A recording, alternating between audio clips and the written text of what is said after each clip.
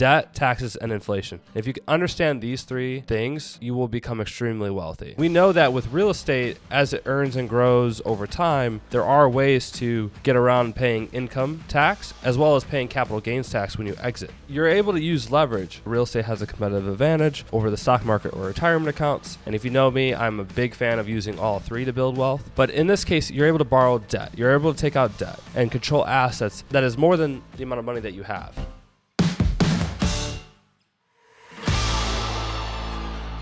Welcome back, everyone, to the Learn Like a CPA podcast. I'm your host, Ryan Bakey, and today we're going to talk about a topic that's going to be the preceding conversation to a lot of the other podcasts I'm going to release over the next few weeks and months.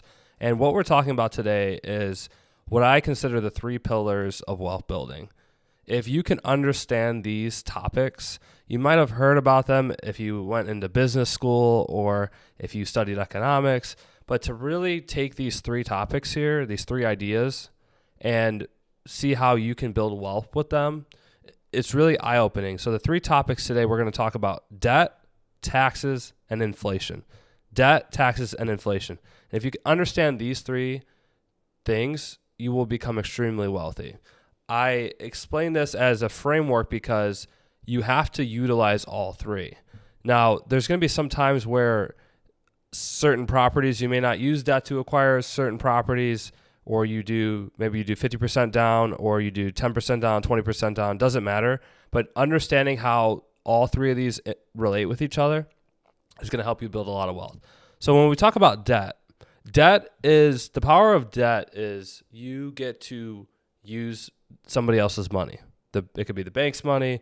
You could have a private investor. You could have a hard money loan, a family friend from church. Like, you're using debt, right? And so when you use debt, you're able to not use your own money. So let's just say I'm going to do 20% down on a commercial property, and it's $1 million property. So I'm going to put $200,000. I'm going to put $200,000 down, and it's going to be $1 million property. So I'm going to borrow $800,000 from the bank. Well, again, I was able to control that $1 million asset with only $200,000 down. And let's actually take this back a little bit. Let's soften the numbers. Let's say it's a $400,000 property and I'm putting 20% down, so I only need $80,000 down.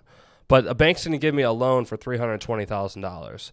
Now, of course, right now interest rates are super high, a little bit volatile right now, and that's what we're going to get into in some of the other podcasts. But I'm able to control that $400,000 asset. And the power behind this is that if I had normally $80,000 and I was investing it into the stock market, I was investing it into a retirement account, etc., there is, number one, there's going to be tax implications of that. And we know that with real estate, as it earns and grows over time, there are ways to get around paying income tax as well as paying capital gains tax when you exit.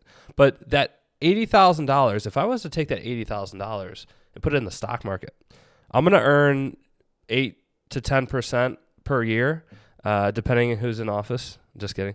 But I'm going to earn 8 to 10% per year on that, versus when I control the real estate, I earn that appreciation on that $400,000 purchase price.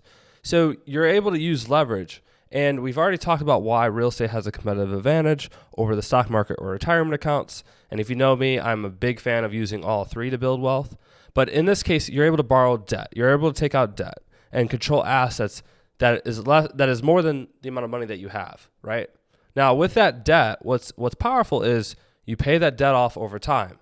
Now, most of the time, if you're going to do a regular conventional loan, it's going to be a 30-year loan, a 30-year fixed loan. And that's what's super important. If you are doing loans right now, there's a lot of people out there that are trying to sell variable rate loans, ARMs, adjustable rate mortgages. You want to get into a fixed rate mortgage because that is more likely to be in your control, right? So a fixed rate mortgage. Now, what's powerful about this is, number two, taxes. Because when I put that $80,000 down, I'm going to get a tax benefit. I'm going to get a tax benefit on that $400,000 purchase price. Very similar math. Like if I spend $80,000 in my business on expenses versus I use that $80,000 to buy a $400,000 property, I'm going to get more benefit to that than if I was to just shell out the $80,000. But when I say taxes, it's debt number one in year one, taxes number one in year one, because I'm going to get a tax benefit of buying that property in year one, and I'm going to save taxes in year one. So right away, any sort of return that I get on that rental property, I'm going to be able to boost my cash on cash return when I factor in the tax savings. So I got that debt and I control this asset. I'm getting tax benefits on the asset, and then I don't have to pay that loan off for a period of 30 years. And that's where inflation comes in, because with inflation, I borrowed that money in year one and I get to pay it back over 30 years.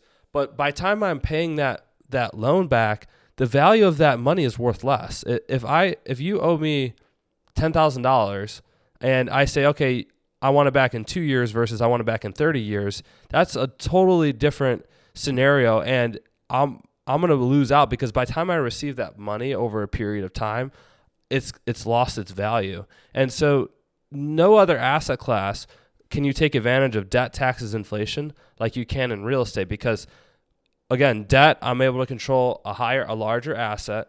With taxes, I'm able to get tax benefits on that asset.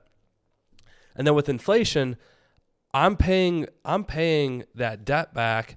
And we've talked about this before, about the idea of accelerated depreciation, and eventually, unless you die and pass away and leave your real estate to your beneficiaries, you do have to pay those taxes back in the form of what's called depreciation recapture.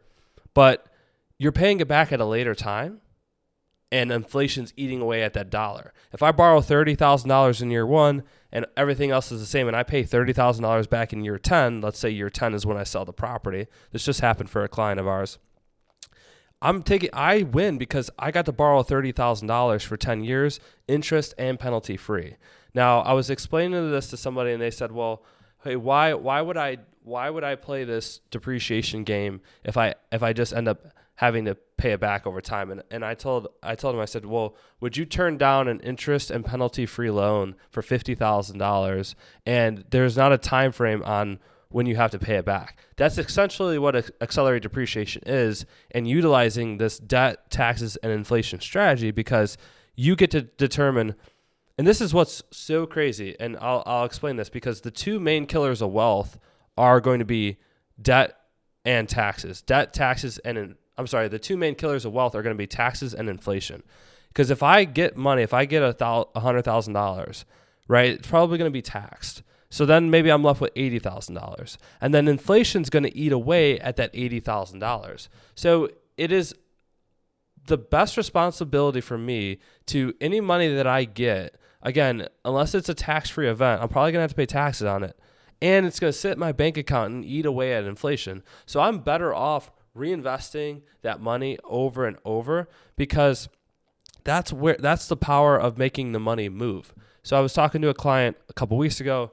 The client has a high earning W-2 job, but they also have about $300,000 of rental income coming in passively. So they're already in a super high W-2. They live in California also, by the way. So when you look at it, they're paying 50% tax between federal and state. And so that $300,000 of rental income, how I explained to the client, I said, well, if you hold on to that and you don't do anything with it, you're going to give 50% away to the governments, right?